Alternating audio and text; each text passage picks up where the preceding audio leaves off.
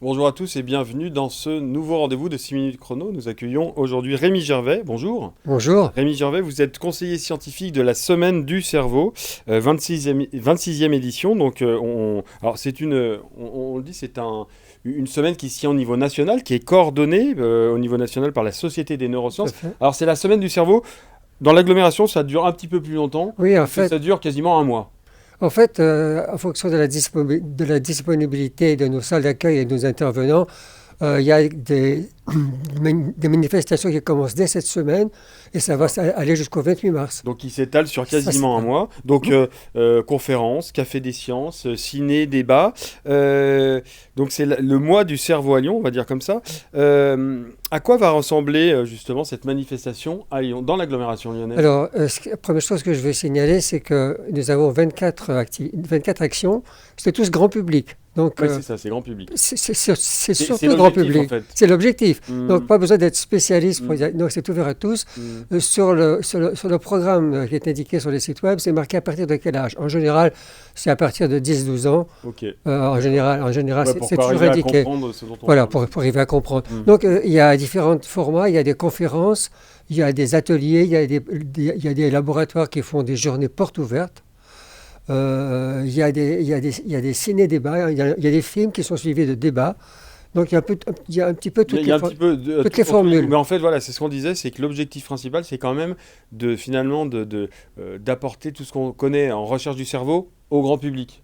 De Alors, vulgariser un petit peu. C'est un petit peu ça, Olivier, ou pas? tout ce qu'on connaît, on connaît beaucoup de choses et à la fois peu de choses, mais à chaque action, il y a un thème, c'est marqué sur les programmes, par exemple sur la Mhm. perception ou la conscience, ou bien sur les sens, ou sur les émotions, ou le cerveau amoureux.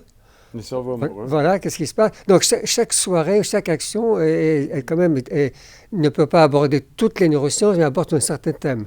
Il y a des spécialistes de la question qui viennent faire une présentation ou discuter avec le public, ou bien Après, même. ouais, c'est ça. Après, il peut y avoir des échanges entre les chercheurs. C'est aussi ça l'intérêt entre chercheurs et grand public. C'est très important. Ça, je le souligne, c'est même obligatoire. C'est-à-dire que dans chaque action, il y a un temps, un fort pourcentage de temps qui est consacré aux discussions Mhm. entre les chercheurs et le public. Ça permet quoi? Ça va permettre justement de rapprocher, d'éviter qu'il y ait un gap trop important entre la C'est ça. science d'un côté et le grand public de l'autre. Oui, parce que les chercheurs en neurosciences à Lyon et ailleurs en France, ils sont quand même payés par les impôts des citoyens. Bien sûr. Donc c'est normal Pour rendre compte de. on rend compte un petit peu de ce qu'on fait et aussi on se rend compte on peut rendre compte des avancées et aussi des questions qui restent à Et alors résoudre. justement, on en est où? Quel est l'état actuel des recherches sur le cerveau? C'est une question extrêmement vaste. Par exemple, quand on va au colloque des neurosciences américaines, il y a 30 000 participants. Hmm. Donc même à Lyon, on a fait le colloque des neurosciences l'année dernière. Le colloque national, il y a 1500 participants. Donc ça va de la biologie moléculaire à la cognition. Donc c'est difficile de répondre à la question. Je peux donner quelques exemples. Oui, oui, bah oui. Quelques exemples, parce que, par exemple, on a fait beaucoup de progrès grâce à l'imagerie cérébrale sur la connectivité neuronale, c'est-à-dire comment le cerveau est connecté, comment il est connecté en hardware, je voudrais dire, mais aussi comment la connectivité fonctionnelle. Et ça finalement, alors c'est bien de connaître comment ça fonctionne, mais ça nous apprend quoi au final? Ben, ça apprend d'abord, dans la recherche, en neurosciences, comme dans toutes les recherches, il y a toujours deux aspects. Mhm, L'aspect fondamental et l'aspect clinique. mhm. Alors, mais pour réparer quelque chose, il faut savoir un petit peu comment il Bien sûr, fonctionne. bien sûr. En neuroimagerie, notamment fonctionnelle, on voit quelles sont les parties du cerveau qui fonctionnent ensemble quand on parle, quand on veut une déduction mathématique, quand on a une intention, quand on planifie l'avenir, par Vous exemple. parliez du cerveau amoureux aussi. Enfin, et le cerveau amoureux aussi. Je voulais vous poser une question alors qui va peut-être vous paraître bête parce que vous êtes scientifique, mais je ne sais pas si vous l'avez vu, ce film de Luc Besson qui s'appelait Lucie, où il partait, le pitch était de dire que on n'utilisait que 10% Ouais. de notre cerveau. Est-ce que ça, c'est une information, c'est une idée qui est assez répandue dans le grand public. Est-ce qu'on n'utilise que 10% de Non. notre cerveau? Non, d'ailleurs, j'en profite, il y a une action, j'ai oublié la date précise, ça s'appelle les neuromythes. Ouais. On va discuter où des chercheurs vont venir discuter présenter ces neuromythes. Donc, un des neuromythes les plus célèbres, c'est qu'on n'utilise que 10% de notre cerveau.